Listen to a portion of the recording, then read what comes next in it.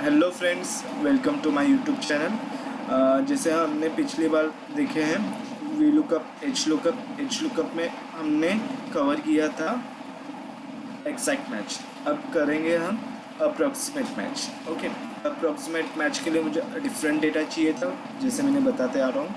अब तो मैं यहाँ पे ले रहा हूँ कुछ पेमेंट्स जो हमारे एम्प्लॉयज़ को पेमेंट मिलेगी। ओके, तो मैंने ले लिया एम्प्लॉय 1। ओके, एम्प्लॉय की जगह पे मैं डायरेक्ट उनकी पेमेंट्स डाल रहा हूँ कि उनकी सैलरी कितनी आती है, सैलरी। ओके, और उस सैलरी पे वो कितने टैक्स पे करते हैं। ओके, एक्चुअली अब मुझे ये कॉलम में चाहिए, दोनों उनके डेटा रोज में आना चाहिए। ओके, तो ये दोनों एक कॉलम में ले लिया मैंने। अब सैलरी ले ली जैसे 15,000। ओके, उसके बाद 25,000,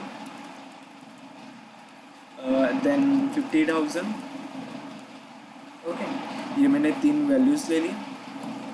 और अगर एक सेकेंड, अगर सैलरी नहीं हो तो उससे ओके फाइन। देन उसके बाद हमने ले ली यहाँ पे 1 लाख। ओके, अब मुझे क्या करना है, अगर उसकी सैलरी 15,000 और उसके अबव हो तो वो कितने आने चाहिए वो सब डालना है।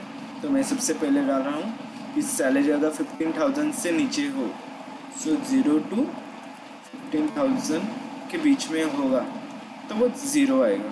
ओके, अगर 15,000 to 25,000 के बीच में होगा तो वहाँ पे 1500 चार्जेस मीन्स टैक्स आना चाहिए। ओके, देन उसके बाद अगर अब 25,000 और 50,000 के बीच में हो तो उससे 2500 पे करना है। एंड अगर उसको 50,000 to 1 लाख के बीच में है तो उसको 5,000 पे करना है टैक्स। ओके, तो अब सबसे पहले हमें क्या देखना होता है, जब भी हम एच लुकअप में अप्रॉक्सीमेट वैल्यू करते हैं तो ये जो हमारी वैल्यूज़ हैं जिनमें से हम सर्च करने वाले हैं तो वो सब असेंडिंग ऑर्डर में होने चाहिए, एज वेल सीरीज़ में होनी चाहिए।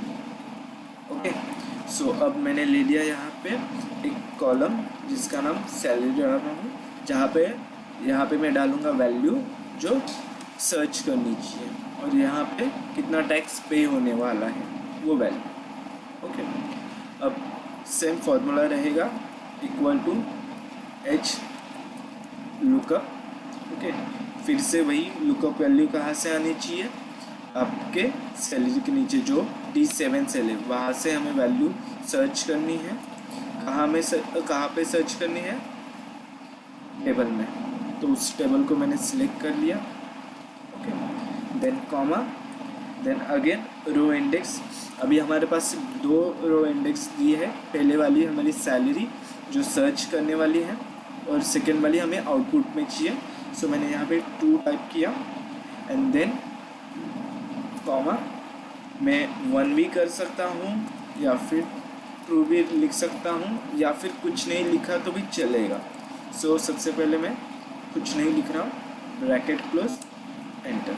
अब यहाँ पे नॉट एप्लीकेबल आया है क्योंकि सबसे छोटी वैल्यू हमारे हिसाब से 15,000 है इसके लिए। ओके, अगर मैं यहाँ पे 16,000 कर रहा हूँ तो वो कुछ पे नहीं करना है। ओके, अगर मेरी 25,000 सैलरी है तो मुझको 1,500 पे करना है। अगर मेरी 49,000 सैलरी है तो मुझको स्टिल 1,500 ही पे करना है। अगर 50,000 है तो 25,000। एंड अगर मेरी 1 लाख है तो वो 50,000। अगर 1 लाख के ऊपर जो भी अमाउंट रहेगी वो मेरी 50,000 ही मैक्सिमम काउंट करेगी। ओके, ये हो गई कंडीशन और ये रहेंगे रिजल्ट्स। एच लुकअप में अगर मैंने यहाँ पे कुछ चेंजेस कर लिए, जैसे एग्जांपल ले रहा हूँ कि मैंने इस पूरे कॉलम को यहाँ से हटा के यहाँ पे शिफ्ट कर दिया और यहाँ पे 0 रख दिया। ओके, अब मैं फिर से एग्जांपल चेंज करने के लिए मुझको पहले टेबल की वैल्यू चेंज करनी पड़ेगी। और एक सेकंड, लास्ट कंडीशन में मैंने 1 लाख कर दे 10,000 कर रहा हूँ। अब मैं यहाँ पे चेंज करने वाला हूँ टेबल की साइज़। ओके, अब टेबल साइज़ में मैनुअली सिलेक्ट से पहले निकाल दे रहा हूँ एंड देन सिलेक्ट कर रहा हूँ new table. Okay, and then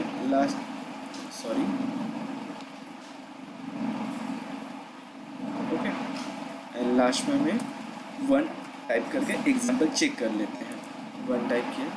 okay, अब यहाँ पे अगर कोई सैलरी 0 हो तो कुछ पे नहीं करना है। अगर 14,500 है स्टिल आपको कुछ पे नहीं करना है। बट जैसे आप 15,000 सैलरी अर्न कर रहे हो तो आपको 1,500 रुपीज़ टैक्स पे करना है। अगर 25,000 सैलरी है तो 2,500, एंड अगर 50,000 है तो 5,000 आपका टैक्स पे करना है। ये हो गया आपके एग्जांपल्स। ओके, इसमें कोई भी डाउट रहेगा तो प्लीज़ कमेंट करना एंड प्लीज़ सब्सक्राइब कर लेना। Thanks for watching.